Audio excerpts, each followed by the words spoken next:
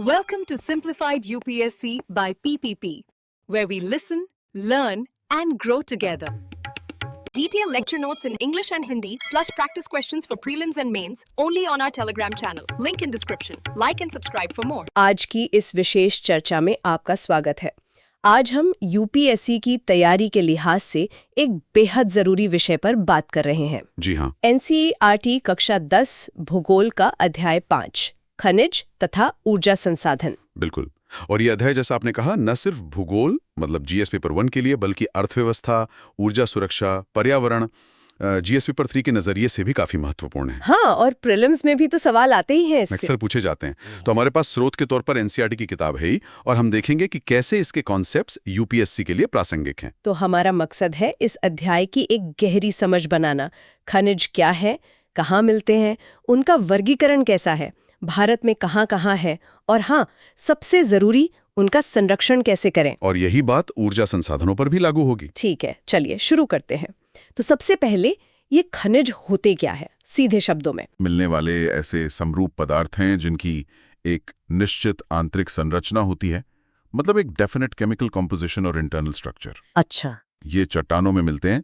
असल में तो चट्टानें खनिजों के मेल से ही बनती हैं, और अर्थव्यवस्था की तो ये बुनियाद हैं। सोचिए ना, एक छोटी सी सुई से लेकर बड़े बड़े जहाज तक सब कुछ खनिजों से ही तो बनता है। सही कहा। और ये हमें मिलते कैसे, मतलब क्या ये जमीन में हर जगह एक जैसे ही फैले होते हैं? नहीं, ऐसा बिल्कुल नहीं है। ये अलग अलग भूवैज्ञानिक स्थितियों में ओर्स के रूप में मिलते हैं। ओर्स मतलब खनिज के साथ कुछ और अशुद्धियां, दूसरी चीजें मिली होती हैं। अच्छा, ओर्स के रूप में। हाँ, पाठ्यपुस्तक में कुछ मुख्य तरीके बताए गए हैं। जैसे पहला, आग्नेय और कायांतरित चट्टानों में यहाँ ये दरारों, जोड़ों या भ्रंशों में जम जाते हैं। अगर कम मात्रा में जमा हैं तो शिरा कहते हैं, नसें जैसी। हाँ बिल्कुल। और अगर बड़ी मात्रा में है तो परत कहते हैं, जैसे टिन, तांबा, जस्ता, सीसा, ये सब ऐसे ही मिलते हैं।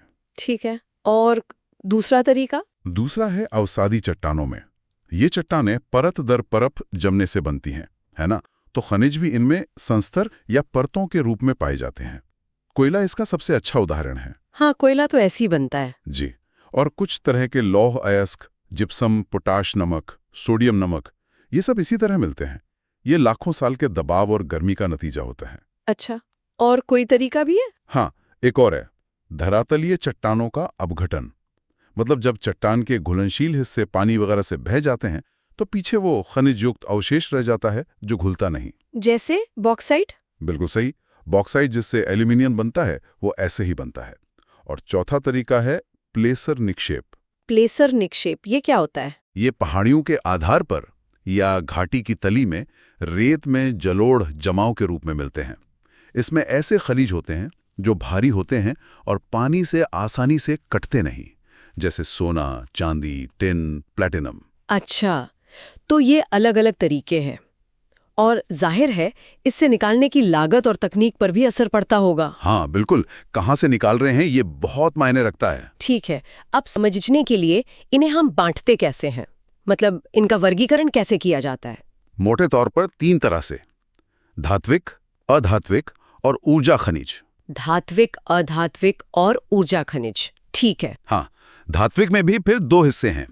एक लौह, जिनमें लोहा होता है, जैसे कि लौह अयस्क, मैग्नीज, निकिल, कोबाल्ट वगैरह, जिनमें लोहा हो। हाँ, और दूसरा अलोहा, जिनमें लोहा नहीं होता, जैसे तांबा, सीसा, जस्ता, बॉक्साइट, सोना, चांदी। अच्छा, और अधात्विक? अधात्विक में आ गए आपके अभ्रक, नमक, पोटैश, सल्फर, चूना पत्थर, संगमरमर, बलुआ पत्थर, ये सब। और तीसरा था ऊर्जा खनिज। जी, ऊर्जा खनिज, जैसे कोयला, पेट्रोलियम और प्राकृतिक गैस। ये वर्गीकरण उनके औद्योगिक उपयोग और रणनीतिक महत्व को समझने में काफी मदद करता है। चलिए लौह खनिजों से शुरू करते हैं। लौह अयस्क, इसे औद्योगिक विकास की रीढ़ क्यों कहते हैं? ये तो काफी सुना है। कहते हैं क्योंकि अब देखिए, आज का जो आधुनिक औद्योगिक ढांचा है उसकी बुनियाद ही लोहा है। स्टील बनता है इससे, मशीनें, औजार, गाड़ियां, पुल, रेल, सब कुछ। और अच्छी बात यह है कि भारत इस मामले में भाग्यशाली है। हमारे पास अच्छी गुणवत्ता वाला लौह अयस्क काफी मात्रा में है। अच्छा, कौन कौन से प्रकार का मिलता है? मुख्य रूप से 2, मैग्नेटाइट, ये सबसे अच्छा माना जाता है। इसमें 70% तक लोहा होता है और इसमें बेहतरीन चुंबकीय गुण होते हैं जो खासकर बिजली उद्योग के लिए बहुत काम के हैं। मैग्नेटाइट, ठीक है। और दूसरा है हेमेटाइट। ये औद्योगिक इस्तेमाल के लिहाज से सबसे महत्वपूर्ण है, मतलब सबसे ज्यादा मात्रा में यही इस्तेमाल होता है। इसमें लोहे का अंश थोड़ा कम होता है, करीब 50 से 60%। Haematite, okay. और ये मिलता कहाँ है मुख्य रूप से? क्या कुछ खास इलाके हैं, पेटियां हैं? हाँ बिल्कुल, भारत में 4 प्रमुख पेटियां हैं जहां ये मिलता है। पहली और सबसे महत्वपूर्ण है ओडिशा झारखंड पेटी। यहाँ बादाम पहाड़, मयूरभंज, केंदुझर, गोवा, नोआमुंडी, यहाँ उच्च कोटि का हेमेटाइट मिलता है। यही पास में शुरुआती स्टील प्लांट भी लगे।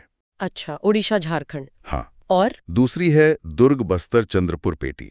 ये छत्तीसगढ़ और महाराष्ट्र में फैली है। यहाँ बस्तर जिले की जो बैलाडीला पहाड़ियां हैं वहाँ बहुत ही उच्च कोटि का हेमेटाइट मिलता है। यहाँ से निकलने वाला लोहा विशाखापत्तनम बंदरगाह से जापान और दक्षिण कोरिया को निर्यात होता है। निर्यात भी होता है यहाँ से, ठीक है। तीसरी है बल्लारी चित्रदुर्ग चिकमंगलुरु तुमकुरु पेटी। ये कर्नाटक में है। यहाँ लौह अयस्क की बहुत बड़ी राशि है। कुद्रेमुख की खानें यही हैं, जो दुनिया की सबसे बड़ी खानों में से एक मानी जाती थी। यहाँ का अयस्क पाइपलाइन के जरिए मंगलुरु बंदरगाह तक भेजा जाता था, खास तौर से निर्यात के लिए। कुद्रेमुख कर्नाटक। और चौथी है महाराष्ट्र गोवा पेटी। इसमें गोवा और महाराष्ट्र का रत्नागिरी जिला आता है। यहाँ का अयस्क बहुत उच्च कोटि का तो नहीं है, फिर भी इसका खनन करके मर्मगांव बंदरगाह से निर्यात किया जाता है। तो ये 4 मुख्य पेटियां हैं। इन पेटियों का महत्व सिर्फ अयस्क की गुणवत्ता नहीं, बल्कि बंदरगाहों से नजदीकी और निर्यात क्षमता भी तय करती है ना? बिल्कुल, लॉजिस्टिक्स बहुत महत्वपूर्ण है। नौहा अयस्क के अलावा एक और लौह खनिज है मैंगनीज। इसका क्या महत्व है? मैंगनीज भी बहुत जरूरी है, खासकर इस्पात यानी स्टील बनाने के लिए। करीब 10 किलो मैंगनीज लगता है 1 टन स्टील बनाने में। अच्छा, हाँ, ये इस्पात को मजबूती और कठोरता देता है। इसके अलावा इसका इस्तेमाल ब्लीचिंग पाउडर, कीटनाशक दवाएं और पेंट बनाने में भी होता है। और ये कहाँ मिलता है ज्यादा? भारत मैंगनीज का एक प्रमुख उत्पादक है। ओडिशा सबसे बड़ा उत्पादक राज्य है। इसके अलावा मध्य प्रदेश, महाराष्ट्र, कर्नाटक, आंध्र प्रदेश यहाँ भी मिलता है। स्टील उद्योग के लिए जरूरी होने की वजह से ये रणनीतिक रूप से भी महत्वपूर्ण है। ठीक है, अब अलौह खनिजों की बात करते हैं।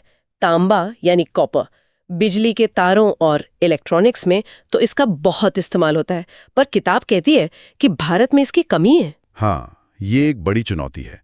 तांबे के भंडार और उत्पादन दोनों में भारत आत्मनिर्भर नहीं है, मतलब क्रांतिक रूप से न्यून है। गुण तो इसके बहुत अच्छे हैं, ये घातवर्ध्य है, तन्य है और बिजली का बहुत अच्छा सुचालक है। इसीलिए बिजली के तार इसी के बनते ज्यादातर। जी, इलेक्ट्रॉनिक्स, केबल उद्योग, रसायन उद्योग, सब में इसकी बहुत मांग है, लेकिन उत्पादन कम है।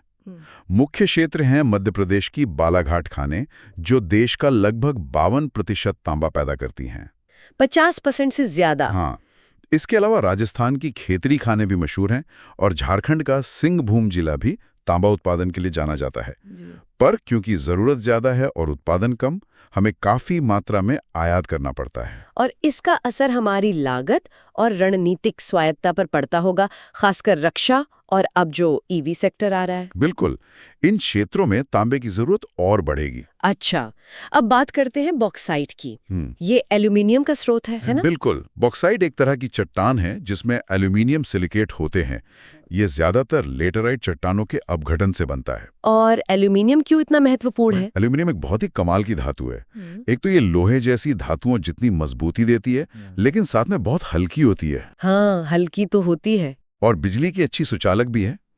और इसमें बहुत ज्यादा घातवर्ध्यता होती है, मतलब इसे आसानी से किसी भी आकार में ढाला जा सकता है।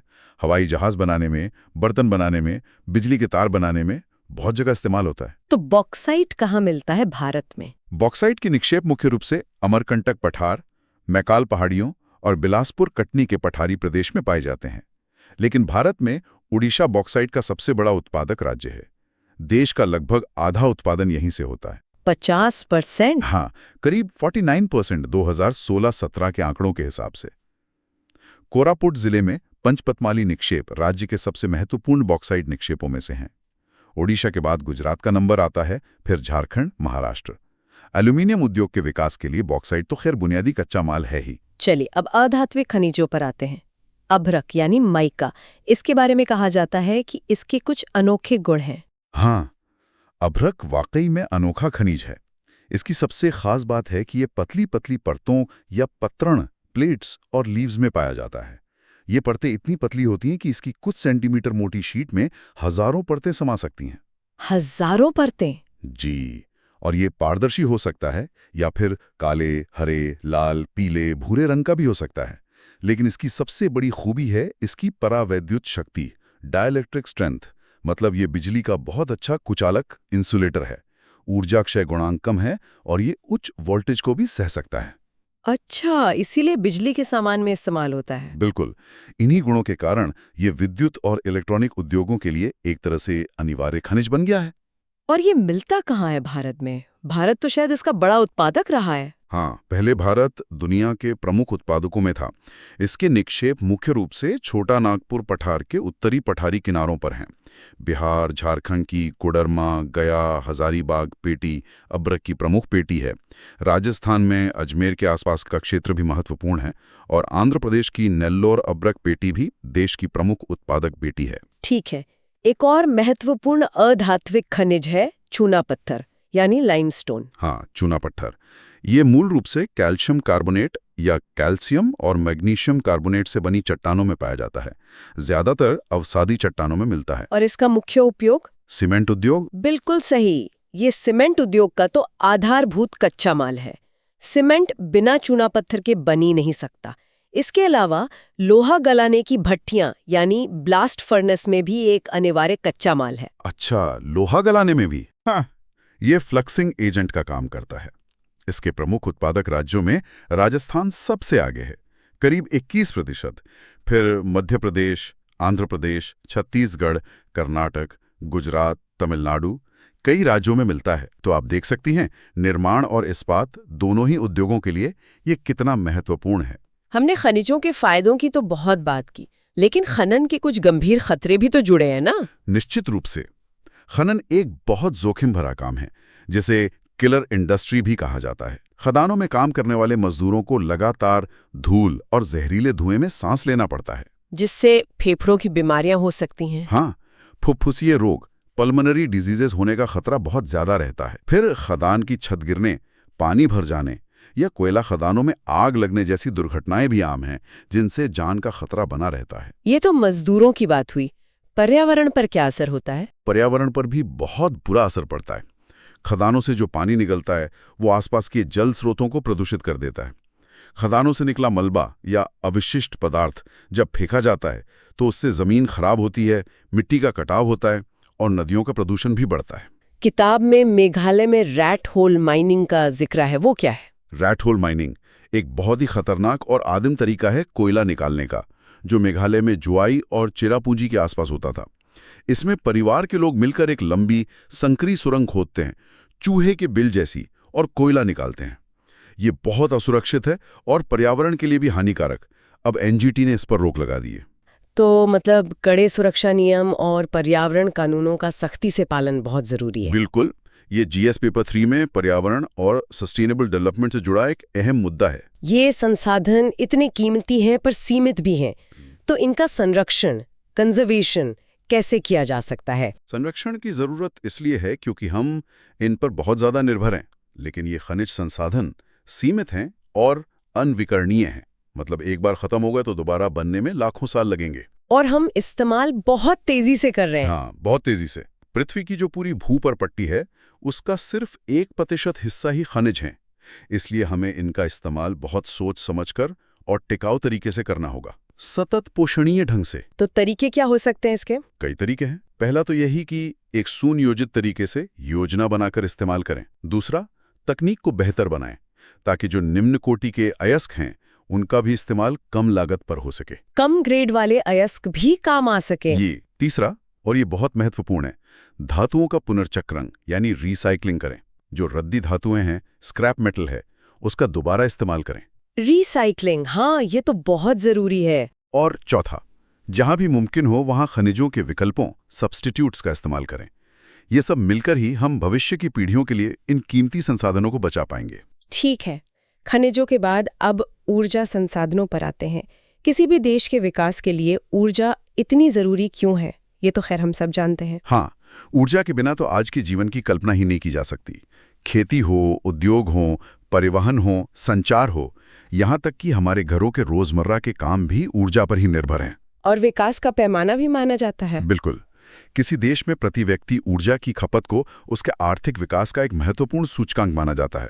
भारत जैसे विकासशील देश के लिए, जहां अर्थव्यवस्था तेजी से बढ़ रही है, ऊर्जा की जरूरत भी लगातार बढ़ रही है। तो ऊर्जा स्रोतों को हम कैसे वर्गीकृत करते हैं? मुख्य रूप से दो तरह से बांटते हैं, परंपरागत कन्वेंशनल और गैर परंपरागत नॉन कन्वेंशनल। परंपरागत और गैर परंपरागत। हाँ, पारंपरिक स्रोत वो हैं जो हम लंबे समय से इस्तेमाल करते आ रहे हैं, जैसे जलावन की लकड़ी, उपले, कोयला, पेट्रोलियम, प्राकृतिक गैस और बिजली, जिसमें जल विद्युत और ताप विद्युत दोनों शामिल हैं।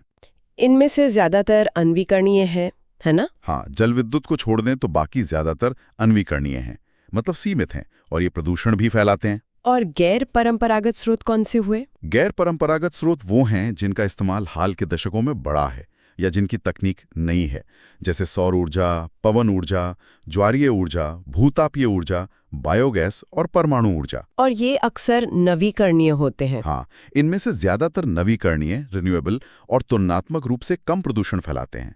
आज के समय में ऊर्जा सुरक्षा की जरूरत, जीवाश्म ईंधन की बढ़ती कीमतों और पर्यावरण की चिंताओं को देखते हुए गैर परंपरागत स्रोतों की तरफ दुनिया का झुकाव बढ़ रहा है। ये बदलाव बहुत जरूरी है। चलिए, परंपरागत स्रोतों में सबसे पहले कोयले की बात करते हैं। भारत के लिए कोयला कितना महत्वपूर्ण है? भारत अपनी ऊर्जा जरूरतों को पूरा करने के लिए आज भी काफी हद तक कोयले पे निर्भर है। ये देश में सबसे ज्यादा पाया जाने वाला जीवाश्म ईंधन है। बिजली बनाने में तो इसका बहुत बड़ा रोल है। हाँ, देश की ज्यादातर बिजली कोयले से ही बनती है, ताप विद्युत। इसके अलावा उद्योगों में भी ऊर्जा के लिए और कुछ हद तक कच्चे माल के रूप में भी इसका इस्तेमाल होता है। ये बना कैसे? लाखों साल पहले जो पेड़ पौधे, फर्न वगैरह जमीन में दब गए, उनके संपीड़न यानी कंप्रेशन से बना है। इसलिए इसे अंतर्हित धूप भी कहते हैं। कोयले के भी अलग अलग प्रकार होते हैं, गुणवत्ता के आधार पर? जी हाँ, बिल्कुल। इसमें कार्बन की मात्रा, नमी और राख के आधार पर प्रकार तय होते हैं। सबसे निम्न कोटि का होता है पीट, ठीक है। फिर आता है लिग्नाइट। ये भी एक निम्न कोटि का भूरे रंग का मुलायम कोयला होता है, जिसमें नमी ज्यादा होती है। इसके मुख्य भंडार तमिलनाडु के नेवेली में है और बिजली बनाने में इस्तेमाल होता है। लिग्नाइट। फिर आता है बिटुमिनस कोयला। ये गहराई में दबने और ज्यादा तापमान के कारण बनता है। वाणिज्यिक उपयोग में ये सबसे ज्यादा लोकप्रिय है। धातु गलाने यानी मेटलर्जी में जो उच्च श्रेणी का बिटुमिनस कोयला इस्तेमाल होता है, उसका खास महत्व है। और सबसे अच्छे गुणवत्ता वाला होता है एंथ्रेसाइट। ये सबसे कठोर कोयला होता है और इसमें कार्बन की मात्रा सबसे ज्यादा होती है। एंथ्रेसाइट ये भारत में कम मिलता है शायद? हाँ, ये भारत में कम पाया जाता है, ज्यादातर बिटुमिनस ही मिलता है। और भारत में कोयला मिलता कहाँ है? क्या कोई खास युग की चट्टानों में मिलता है? भारत में कोयला दो मुख्य भूगर्भिक युगों की चट्टानों में मिलता है। एक है गोंडवाना काल, जो लगभग 20 करोड़ साल से भी ज्यादा पुराना है। देश का ज्यादातर प्रमुख कोयला इसी काल का है। गोंडवाना काल का? जी।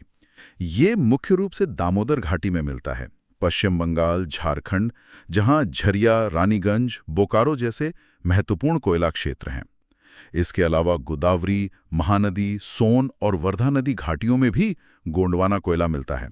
ये धातु गलाने योग्य कोयला होता है, जो अच्छी गुणवत्ता का माना जाता है। और दूसरा काल? दूसरा है टर्शियरी निक्षेप, जो लगभग 5.5 करोड़ साल पुराने हैं। ये कोयला मुख्य रूप से उत्तर पूर्वी राज्यों जैसे मेघालय, असम, अरुणाचल प्रदेश और नागालैंड में पाया जाता है। अच्छा, नॉर्थ ईस्ट में टर्शरी कोयला। हाँ। कोयले से जुड़ी मुख्य चुनौतियां क्या है? एक तो ये कि कोयला एक भारी पदार्थ है और जब इसे इस्तेमाल करते हैं तो इसका वजन कम हो जाता है, क्योंकि ये राख में बदल जाता है। इसलिए इसे ढोना महंगा पड़ता है। इसीलिए ज्यादातर पावर प्लांट कोयला खदानों के पास होते हैं। बिल्कुल। भारी उद्योग और ताप विद्युत गृह इसीलिए कोयला क्षेत्रों के पास ही लगाए जाते हैं, ताकि परिवहन लागत कम हो। दूसरी बड़ी चुनौती है इससे होने वाला प्रदूषण। कोयला जलाने से कार्बन डाइऑक्साइड और दूसरी हानिकारक गैसें निकलती हैं, जो वायु प्रदूषण और ग्लोबल वार्मिंग का बड़ा कारण है। ठीक है। कोयले के बाद दूसरा प्रमुख परंपरागत स्रोत है पेट्रोलियम या खनिज तेल। हाँ, पेट्रोलियम। कोयले के बाद ये भारत में ऊर्जा का दूसरा सबसे बड़ा साधन है। इसका इस्तेमाल ताप और प्रकाश के लिए ईंधन के रूप में तो होता ही है, साथ ही मशीनों के लिए स्नेहक, लुब्रिकेंट और अनेक विनिर्माण उद्योगों के लिए कच्चा माल भी देता है। जैसे प्लास्टिक, सिंथेटिक फाइबर, खाद, दवाइयाँ। जी हाँ, इसीलिए पेट्रोलियम रिफाइनरीज को नोडल उद्योग, नोडल इंडस्ट्री कहते हैं, क्योंकि वो कई दूसरे उद्योगों के लिए केंद्र बिंदु का काम करती हैं। भारत में पेट्रोलियम मिलता कहाँ है? भारत में ज्यादातर पेट्रोलियम टर्शरी युग की चट्टानों की अपनति, एंटीक्लाइन्स और भ्रंश ट्रैप्स में पाया जाता है। मतलब चट्टानों के ऊपर उठे हुए या मुड़े हुए हिस्सों में, या फिर जहां चट्टानों के बीच दरारें हों, वहां ये तेल फंसा हुआ मिलता है। ये सरंध्र और असरंध्र चट्टानों के बीच में पाया जाता है। और इसके मुख्य क्षेत्र कौन से हैं भारत में? भारत का लगभग 63% पेट्रोलियम उत्पादन मुंबई हाई से होता है, जो समुद्र में स्थित है। इसके बाद गुजरात का नंबर आता है, करीब 18%, जहां अंकलेश्वर एक महत्वपूर्ण तेल क्षेत्र है। और फिर असम करीब 16%, जो भारत का सबसे पुराना तेल उत्पादक राज्य है। डिगबोई, नहरकटिया, मोरन हुग रीजन यहाँ के मुख्य तेल क्षेत्र हैं। लेकिन फिर भी हमें आयात करना पड़ता है। हाँ, भारत अपनी जरूरत का एक बड़ा हिस्सा आयात करता है, जो हमारी अर्थव्यवस्था और ऊर्जा सुरक्षा दोनों के लिए एक बड़ी चुनौती है। पेट्रोलियम के साथ अक्सर प्राकृतिक गैस भी मिलती है। इसका क्या महत्व है? इसे पर्यावरण के लिहाज से बेहतर क्यों मानते हैं? प्राकृतिक गैस एक महत्वपूर्ण स्वच्छ ऊर्जा संसाधन मानी जाती है। स्वच्छ इसलिए क्योंकि ये जलने पर कोयले और तेल की तुलना में कम कार्बन डाइऑक्साइड और अन्य प्रदूषक छोड़ती है। अच्छा। ये पेट्रोलियम भंडारों के साथ भी पाई जाती है और कभी-कभी अकेले भी मिलती है। इसका इस्तेमाल ऊर्जा के स्रोत के रूप में तो होता ही है, साथ ही ये पेट्रो रसायन उद्योग में एक महत्वपूर्ण औद्योगिक कच्चे माल के रूप में भी इस्तेमाल होती है। और इसके भंडार कहाँ हैं भारत में? हाल के वर्षों में कृष्णा गोदावरी नदी बेसिन में प्राकृतिक गैस के बड़े भंडारों की खोज हुई है। मुंबई हाई और उससे सटे समुद्री क्षेत्र और खंबात की खाड़ी में भी इसके अच्छे भंडार हैं। अंडमान निकोबार द्वीप समूह में भी महत्वपूर्ण भंडार पाई जाने की संभावना है। किताब में HVJ पाइपलाइन का जिक्र है, इसका क्या महत्व है? हाँ, Hazira Vijaypur Jagdishpur HVJ cross country gas pipeline, ये करीब 1700 किलोमीटर लंबी है और ये मुंबई हाई और बसीन गैस क्षेत्रों को पश्चिमी और उत्तरी भारत के उर्वरक कारखानों, बिजली घरों और दूसरे औद्योगिक परिसरों से जोड़ती है। तो इसने गैस आधारित उद्योगों को बढ़ावा दिया होगा? बिल्कुल, इसने भारत के गैस बाजार और गैस आधारित उद्योगों, खासकर उर्वरक और ऊर्जा क्षेत्र को बहुत गति प्रदान की है। आजकल गाड़ियों में ईंधन के रूप में CNG यानी कंप्रेस नेचुरल गैस का इस्तेमाल भी बढ़ रहा है, जो पेट्रोल डीजल की तुलना में पर्यावरण के लिए बेहतर विकल्प है। परंपरागत स्रोतों में बिजली यानी इलेक्ट्रिसिटी भी शामिल है। इसके उत्पादन के मुख्य तरीके क्या हैं? बिजली उत्पादन के 2 मुख्य तरीके हैं भारत में। पहला, जल विद्युत हाइड्रो इलेक्ट्रिसिटी।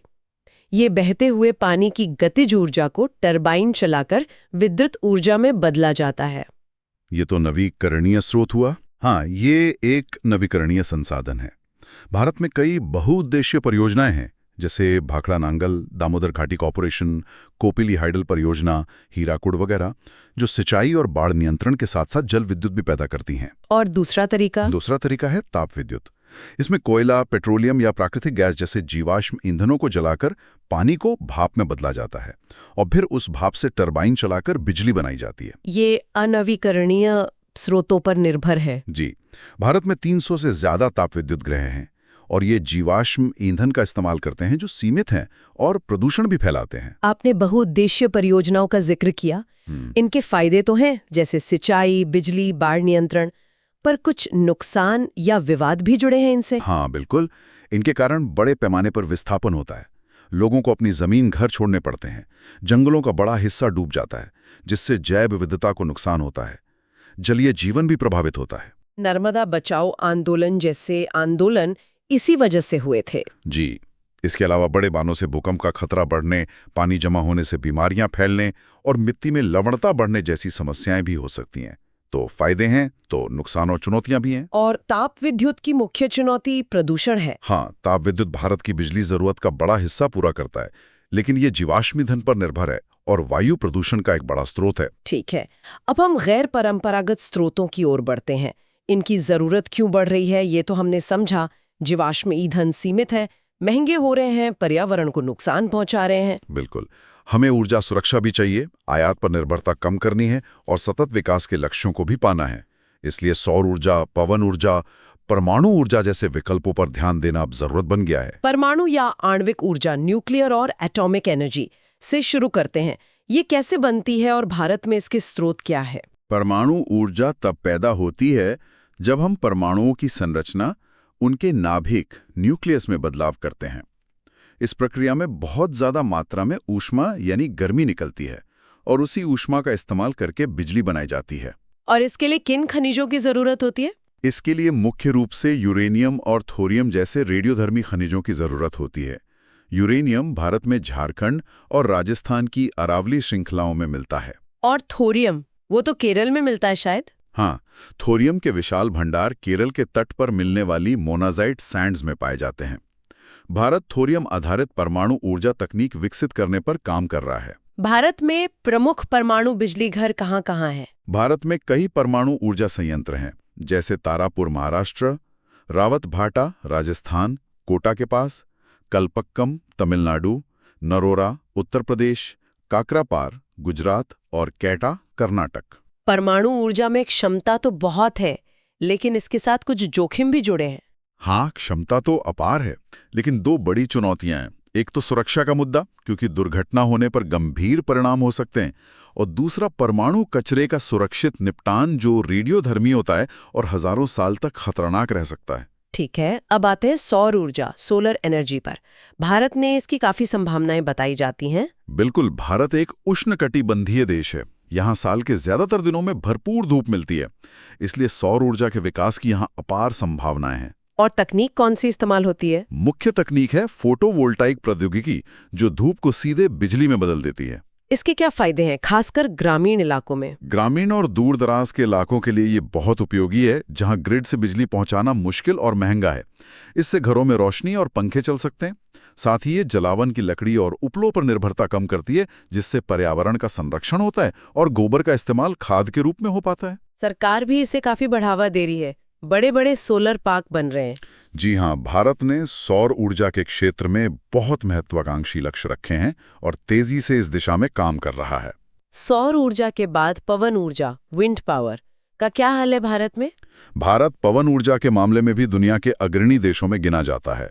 हमारे पास पवन ऊर्जा की भी विशाल क्षमता है, खासकर तटीय इलाकों और कुछ पहाड़ी क्षेत्रों में। सबसे बड़ा पवन फार्म क्लस्टर कहाँ है?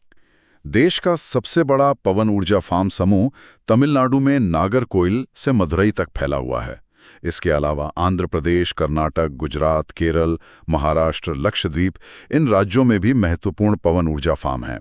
नागरकोइल तमिलनाडु और जैसलमेर राजस्थान पवन ऊर्जा के प्रभावी उपयोग के लिए जाने जाते हैं। ये भी एक साफ सुथरा प्रदूषण रहित ऊर्जा स्रोत है। किताब में बायोगैस का जिक्र भी है, खासकर ग्रामीण भारत के संदर्भ में। हाँ, बायोगैस, जिसे आमतौर पर गोबर गैस भी कहते हैं, ग्रामीण इलाकों के लिए बहुत उपयोगी है। इसे खेतों के कचरे, झाड़ियों, पशुओं के गोबर और यहाँ तक कि मानव मलमूत्र के इस्तेमाल से भी बनाया जा सकता है। और इसके लिए प्लांट लगते हैं? जी, इसके लिए गोबर गैस प्लांट लगाए जाते हैं। इनमें जैविक पदार्थों को गलाकर गैस पैदा की जाती है, जो मीथेन और कार्बन डाइऑक्साइड का मिश्रण होती है। ये गैस खाना पकाने और रोशनी करने के लिए मिट्टी के तेल, उपलों या लकड़ी से कहीं बेहतर और साफ ईंधन है। इसका एक और फायदा भी है शायद। हाँ, इसका दोहरा लाभ है। एक तो ऊर्जा मिलती है और दूसरा प्लांट से जो बची हुई स्लरी निकलती है वो नाइट्रोजन और फास्फोरस से भरपूर बहुत ही अच्छी खाद होती है। तो ऊर्जा भी और खाद भी। ये तो बहुत अच्छा है। अब दो और स्रोत बचे हैं, ज्वारीय, टाइडल और भूतापीय, जियोथर्मल। इनके बारे में संक्षिप्त में बताएं। ज्वारीय ऊर्जा, जैसा कि नाम से ही पता चलता है, समुद्र में आने वाले ज्वार भाटे से पैदा की जाती है। जहां संकरी खाड़ियां होती हैं, वहां बाड़ द्वार बनाकर पानी को रोका जाता है और फिर ज्वार उतरने पर उस पानी को टरबाइन से गुजारकर बिजली बनाई जाती है। भारत में कहाँ संभावनाएं इसकी? भारत में राष्ट्रीय जल विद्युत निगम ने कच्छ की खाड़ी में 900 मेगावाट का ज्वारीय ऊर्जा संयंत्र स्थापित करने की संभावना जताई है। इसके अलावा खंभात की खाड़ी, गुजरात और पश्चिम बंगाल में सुंदरवन क्षेत्र में गंगा के डेल्टा में भी इसकी अच्छी संभावनाएं हैं। और भूतापीय ऊर्जा? ये जमीन की गर्मी से जुड़ी है? हाँ, भूतापीय ऊर्जा वो ऊर्जा है जो पृथ्वी के अंदर की गर्मी से प्राप्त होती है। जैसे जैसे हम पृथ्वी की सतह से गहराई में जाते हैं, तापमान बढ़ता जाता है। जहां भूगर्भीय रूप से ज्यादा सक्रियता होती है, वहां ये गर्मी सतह के करीब आ जाती है। तो इससे बिजली कैसे बनती है? ऐसी जगहों पर जमीन के नीचे का पानी गर्म होकर भाप बन जाता है। इस भाप को पाइप के जरिए निकालकर टरबाइन चलाई जाती है और बिजली पैदा की जाती है। भारत में सैकड़ों गर्म पानी के चश्मे हैं जिनका इस्तेमाल इस ऊर्जा को बनाने में किया जा सकता है। कोई प्रोजेक्ट चल रहे हैं इस पर? हाँ, 2 प्रायोगिक परियोजनाएं शुरू की गई हैं। एक हिमाचल प्रदेश में पार्वती घाटी के पास मणिकरण में है और दूसरी लद्दाख में पूगा घाटी में है। ठीक है, तो हमने सभी प्रमुख ऊर्जा स्रोतों की बात कर ली। अंत में इन सभी ऊर्जा संसाधनों का संरक्षण क्यों और कैसे जरूरी है? ऊर्जा आर्थिक विकास की पहली शर्त है, ये हमने देखा। लेकिन हमें ये समझना होगा कि ऊर्जा का हर रूप सीमित है या उसे पैदा करने के संसाधन सीमित हैं। सतत पोषणीय ऊर्जा विकास का मतलब है कि हम आज की जरूरतें पूरी करें, लेकिन भविष्य की पीढ़ियों की जरूरतों से समझौता किए बिना। इसलिए ऊर्जा का संरक्षण बहुत जरूरी है। भारत में ऊर्जा दक्षता का स्तर अभी भी शायद कम है। हाँ, हमें ऊर्जा की बचत करने और उसे कुशलता से इस्तेमाल करने पर बहुत ध्यान देने की जरूरत है। एक जागरूक नागरिक के तौर पर हम सब इसमें योगदान दे सकते हैं। तरीके क्या हो सकते हैं? बहुत आसान से तरीके होंगे शायद। बिल्कुल, बहुत आसान है। जैसे जब जरूरत ना हो तो बिजली के उपकरण बंद कर दें, लाइट्स, पंखे, एसी। पब्लिक ट्रांसपोर्ट का इस्तेमाल करें, अपनी गाड़ी कम चलाएं। सही कहा। निजी वाहन की जगह सार्वजनिक परिवहन का ज्यादा इस्तेमाल करें।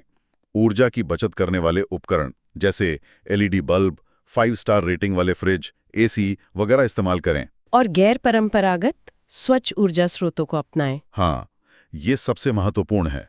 गैर परंपरागत ऊर्जा स्रोतों का उपयोग बढ़ाना होगा। आखिर ऊर्जा की जरूरतें तो बढ़ेंगी ही, हमें उन्हें पूरा करने के टिकाऊ तरीके खोजने होंगे। और मूल मंत्र याद रखना है, ऊर्जा की बचत ही ऊर्जा उत्पादन है। Energy saved is energy produced. बहुत अच्छी तरह से हमने अध्याय के मुख्य बिंदुओं को समझा। अब जरा संक्षेप में अध्याय के अभ्यास प्रश्नों से निकले मुख्य विचारों पर नजर डाल लेते हैं ताकि रिवीजन हो जाए। हाँ, बिल्कुल। जैसे बहुविकल्पीय प्रश्नों में पूछा गया था कि कौन सा खनिज अपक्षयित पदार्थ के अवशिष्ट भार को त्यागता हुआ बनता है? तो हमने चर्चा की थी बॉक्साइट। हाँ, लैटेराइट चट्टानों के अपघटन से। बिल्कुल। और झारखंड में स्थित कोडरमा किस खनिज का अग्रणी उत्पादक है? अभ्रक, माइका। कोडरमा गाया हजारीबाग पेट्टी। सही। और किन चट्टानों के स्तरों में खनिजों का निक्षेपण और संचयन होता है?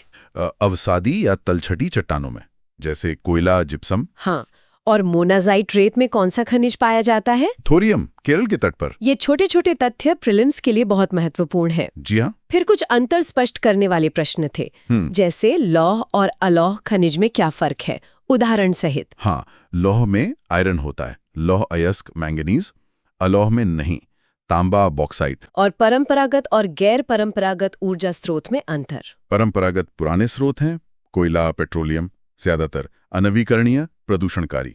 गैर परंपरागत नए हैं, सौर, पवन, ज्यादातर नवीकरणीय, कम प्रदूषणकारी। खनिज क्या है, इसकी परिभाषा भी पूछी गई थी। प्राकृतिक रूप से विद्यमान समरूप तत्व जिनकी एक निश्चित आंतरिक संरचना है। और आग्नेय तथा कायांतरित चट्टानों में खनिज कैसे बनते हैं? शिराओं यानी वेन्स और परतों यानी लोड्स के रूप में, दरारों और जोड़ों में जमा होकर। और हमें खनिजों के संरक्षण की आवश्यकता क्यों है? क्योंकि वे सीमित हैं, अनवीकरणीय हैं, बनने में लाखों साल लगते हैं और औद्योगिक विकास के लिए अनिवार्य हैं। फिर एक बड़ा सवाल था कि भारत में कोयले के वितरण का वर्णन करें। इसमें वो 2 मुख्य युग बताने होंगे, गोंडवाना काल, दामोदर, गोदावरी, महानदी, सोन, वर्धा घाटियां, प्रमुख भंडार, और टर्शरी काल, उत्तर पूर्वी राज्य। और एक और अहम सवाल कि भारत में सौर ऊर्जा का भविष्य उज्जवल क्यों है? इसके कई कारण हमने देखे। भारत उष्णकटिबंधीय देश है, भरपूर धूप है, तकनीक सस्ती हो रही है, ग्रामीण क्षेत्रों के लिए उपयोगी है, पर्यावरण अनुकूल है और सरकार इसे बहुत बढ़ावा दे रही है। बिल्कुल। तो संक्षेप में कहें तो प्रीलिम्स के लिए मुख्य खनिजों और ऊर्जा स्रोतों के प्रकार, उनके मुख्य क्षेत्र या पेटियां, उनके उपयोग, ये सब याद रखने हैं। हाँ, फैक्ट्स पर पकड़ मजबूत होनी चाहिए।